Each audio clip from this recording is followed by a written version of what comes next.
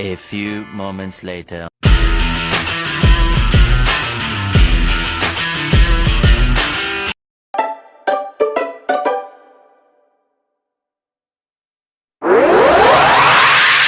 Oke, kali ini saya sedang bersama seorang pengusaha yang sangat menginspirasi para pemuda untuk menjadi pengusaha sukses di usia muda.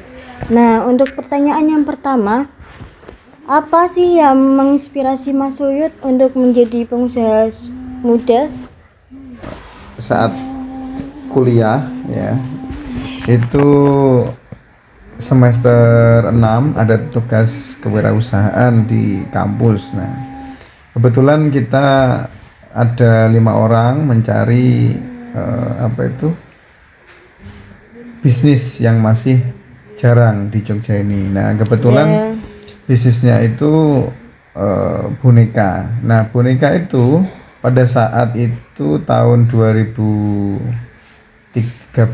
ya. 2013 itu masih sangat jarang yang mengupload produknya di internet.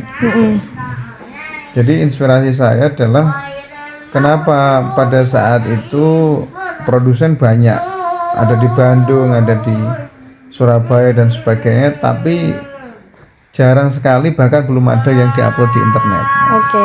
Kebetulan jurusan saya teknik informatika. Nah, akhirnya saya bersama teman-teman kita upload pada saat itu OLX gitu kan. Nah, alhamdulillah sudah langsung ramai. Oke, ya. Jadi begitu.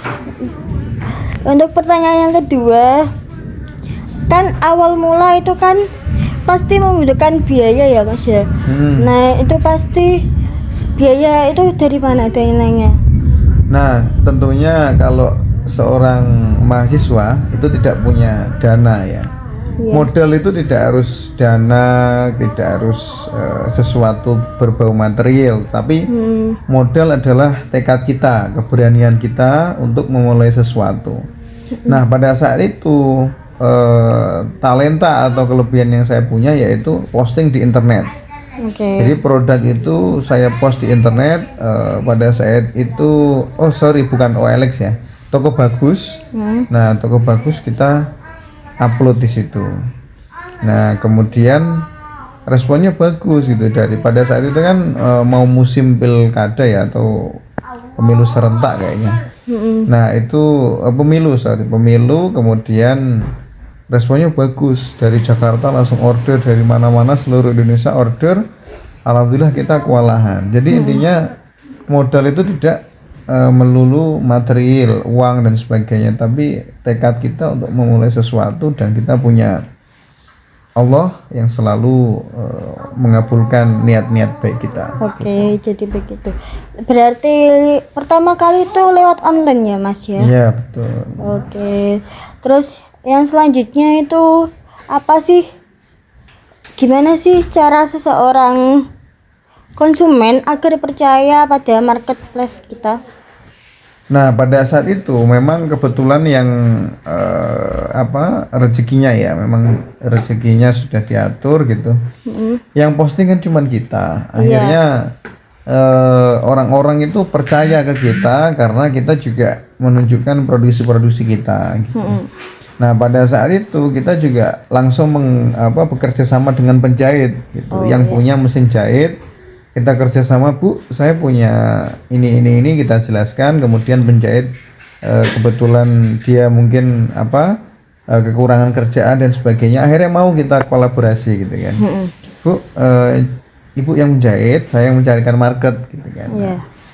Nah, akhirnya kita mulai itu, kita jahitkan ke penjahit, ke produksi gitu kan.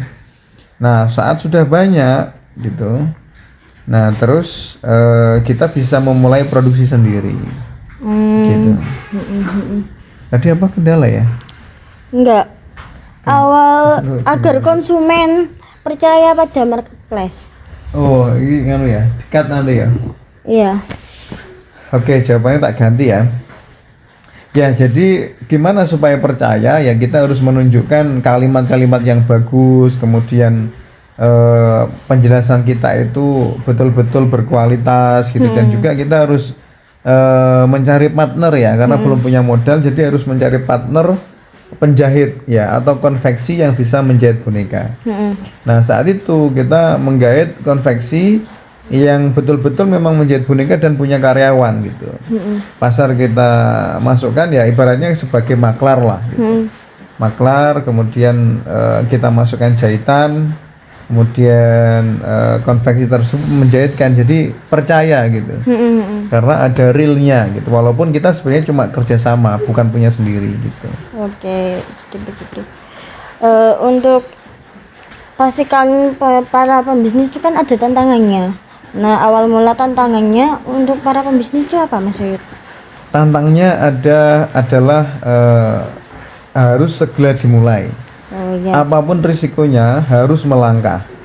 Karena kalau tidak melangkah, peluang itu akan lewat begitu saja. Itu sudah, saya walaupun sudah ada beberapa bisnis ya, ada boneka, kemudian ada kostum anak, baju anak, ada konstruksi aluminium, ada bengkel, rumah makan. Itu aja ada sesuatu yang saya lewatkan karena saya tidak langsung action. Saya lupa, kemudian sibuk, itu sudah lewat gitu. Apalagi kita tidak berani langsung melangkah. Nah, pokoknya ada ide langsung gitu, gagal ulang, atau cari yang lain yang lebih bagus. Oke. Gitu. Tadi itu tadi kan bisnisnya ada beberapa ya, Mas Yud ya. Itu apakah ada kewalahan dari bisnis tersebut? Kalau dihandle sendiri ya, kalau kita handle sendiri itu jelas kewalahan. Nah, tetapi sistem yang saya terapkan adalah mempercayakan kepada orang. Misalnya kayak baju nanti dipegang istri saya. Kemudian untuk bengkel ada yang memegang sendiri. Kita cari manajer gitu. Kemudian dari aluminium ada juga manajernya. Kita perlu koki di rumah makan. Nah, itu juga kita serahkan ke ahlinya. Jadi kita tinggal memantau aja. Gitu. Wah, keren sekali nih. Terus yang terakhir, motivasi apa sih yang membuat para pemuda ini bisa menjadi pemuda sukses di usia mudanya? Ya, pertama tadi harus mengalahkan tantangannya, yaitu dengan langsung action ya. Langsung action apapun itu. Misal kita punya modal 100.000 buat pulaan snack ya, langsung kita belikan. Nanti kalau rugi kita atur belakang gitu. Kita cari solusi, insya Allah kasih solusi yang terbaik. Kalau kita pikir terus, insya Allah ketemu itu. Kemudian yang kedua adalah kita harus realistis ya. Jadi kalau kita baru bisanya segini, jangan langsung ambil pasar yang ini terlalu besar atau terlalu luas. Spesifik misalnya teman ke teman dan sebagainya gitu. Yang ketiga mungkin adalah konsisten. Jadi kalau kita sudah mulai kemudian ada kendala, kita harus konsisten cari solusinya supaya kita mendapatkan solusinya dan kita bisa lebih baik lagi.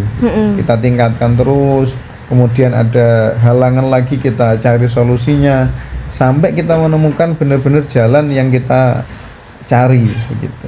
Oke. Jadi begitu ya. Kita bincang-bincang bersama seorang pengusaha